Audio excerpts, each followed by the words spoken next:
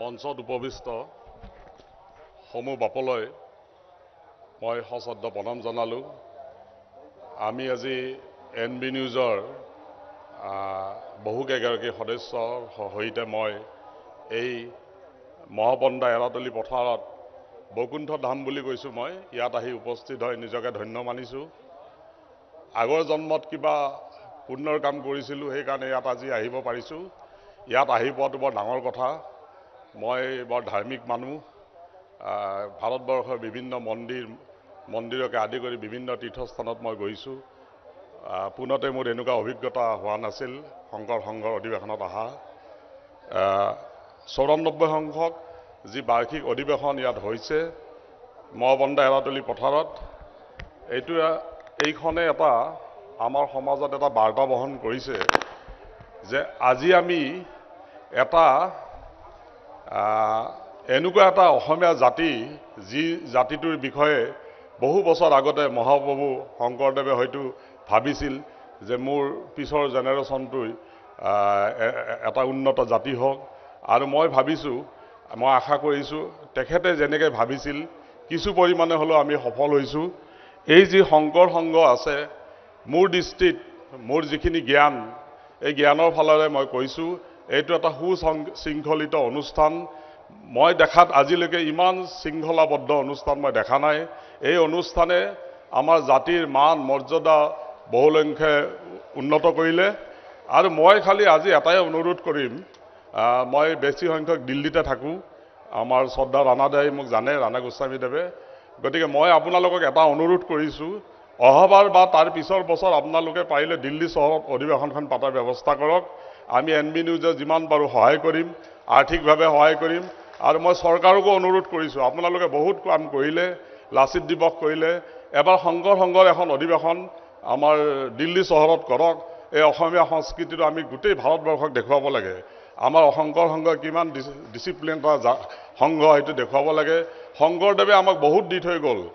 তেখেত অকল ধৰ্মীয় গুৰু নাছিল, তেখেতে আমাক অসমীয়া জাতিটোক নৃত্য অভিনয় আদিকে ধৰি গোটেই জাতিটোকে আমাক এটা সুশৃংখলা জাতিত পৰিণত কৰাৰ বাবে আহুপৰুষত চেষ্টা কৰিছিল।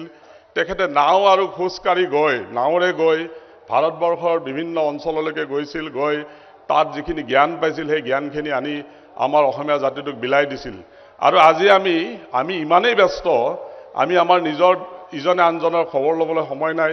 কিন্তু মই সশ্ৰদ্ধে কৰযোগে প্ৰণিপাত জনাইছোঁ এই সংঘক। এওঁলোক ইমান ডিচিপ্লিনভাৱে গোটেই আজি লাখ লাখ মানুহ, মই আজি গম পাইছোঁ প্ৰায় 10 লাখ মানুহ ইয়াত আজি উপস্থিত হ'ব। এই আটাইখিনিকে ডিচিপ্লিনভাৱে যিটো তেওঁলোকে নিদৰ্শন দেখুৱালে, আটাইখিনিকে ধৰ্ম আলোচনা কৰিছে গোটেইখিনি। এইটো এটা আমাৰ অসমীয়া জাতিৰ আজি মান গোটেই ভাৰতবৰ্ষত বহুত ওপৰত লৈ গ'ল। আৰু মই গম পোৱা মতে 27 বছৰৰ পিছত যোৰহাটত এই অধিৱেশনখন হৈছে। হয়তো 27 বছৰ আগৰ অধিৱেশনখনো এনেকুৱাই হৈছিল। গতিকে আজি আমি ৰাতিপুৱা 10 বজাৰ পৰা গোটেই দিনটো আমি লাইভ দেখুৱাই আছোঁ NB নিউজে, যে আমাৰ শংকৰ সংঘৰ অধিৱেশনখন ভাৰতবৰ্ষৰ সমূহ ৰাইজে চাওক, এওঁলোক কিমান ধুনীয়াকৈ কৰি আছে। আৰু NB নিউজে সদায় শংকৰ সংঘক সহায় কৰি যাব। যিহেতু মই আজি ইয়াত আহি উপস্থিত হ'লোঁ, মই অহা দিনবিলাকত এওঁলোকৰ লগত জড়িত হ'ম। মই যিখিনি পাৰোঁ মোৰ ফালৰ পৰা মই আৰ্থিকভাৱে এওঁলোকক সহায় কৰিম। আজিও মই আদৰণি সমিতিক যি ক্ষুদ্ৰ মই সহায় কৰিব পাৰোঁ এটা সহায় কৰি থৈ যাম। আৰু শেষত মই NB নিউজে সদায় আপোনালোকৰ লগত থকাৰ প্ৰতিজ্ঞা কৰিলোঁ। আৰু আমি শংকৰদেৱৰ মহৎ বাণীবোৰ ৰাইজৰ মাজত প্ৰচাৰ কৰিম। মোৰ এটা হিন্দী চেনেলো আছে, ষ্টেট মিৰৰ বুলি। তাতো মই শংকৰদেৱৰ বিষয়ে এঘণ্টাকৈ মই দেখুৱাবলৈ চেষ্টা কৰিম, যাতে আমাৰ শংকৰ প্ৰভুক চবেই জানক, ভাৰতবৰ্ষৰ ৰাইজে জানক। মই জনাত আজিলৈকে ইমান ডাঙৰ ধৰ্মগুৰু জন্ম পোৱা নাই মোৰ দৃষ্টিত, মই যিমানখিনি মই শিকিছোঁ দেখিছোঁ। গতিকে তেখেতৰ যিখিনি সৃষ্টি, যিখিনি কৰ্মৰাজি আছিল, আমাৰ দায়িত্ব, আমি এইখিনি দেখুৱাব লাগিব। চৰকাৰৰো এই ক্ষেত্ৰত বহুত দায়িত্ব আছে। মই চৰকাৰকো আহ্বান জনাইছোঁ, শংকৰ সংঘক আপোনালোকে সহায় কৰক। আৰু আমি ইমান দুখীয়া নহয় যে কিবা এটা ভাল কাম কৰাৰ কাৰণে আমি বাৰে বাৰে চৰকাৰকো আমি অনুৰোধ জনাই থাকিব লাগে।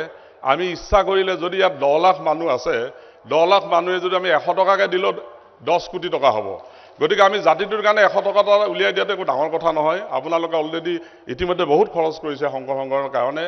আৰু মই পুনৰবাৰ কৈছোঁ মই যিমান পাৰোঁ মই সহায় কৰি যাম আপোনালোকক আপোনালোকে কাম কৰক আমি আপোনালোকৰ লগত আছোঁ এনবি নিউজ সদায় থাকিব আৰু মই সমূহ ৰাইজকে মোৰ হিয়া ভৰা ওলগ জনালোঁ আৰু মই বাকী কেইদিনৰো সাফল্য যাতে অধিৱেশনখন সাফল্য হয় তাৰ বাবে ভগৱানৰ ওচৰত প্ৰাৰ্থনা জনালোঁ আৰু শেষত শংকৰদেৱক তেখেতে যি আমাক যিখিনি দি থৈ গ'ল তাৰ বাবে মই আকৌ সশ্ৰদ্ধে প্ৰণিপাত জনাইছোঁ আৰু মই শেষত মোৰে চমু ভাষণ সামৰণি মাৰিছোঁ।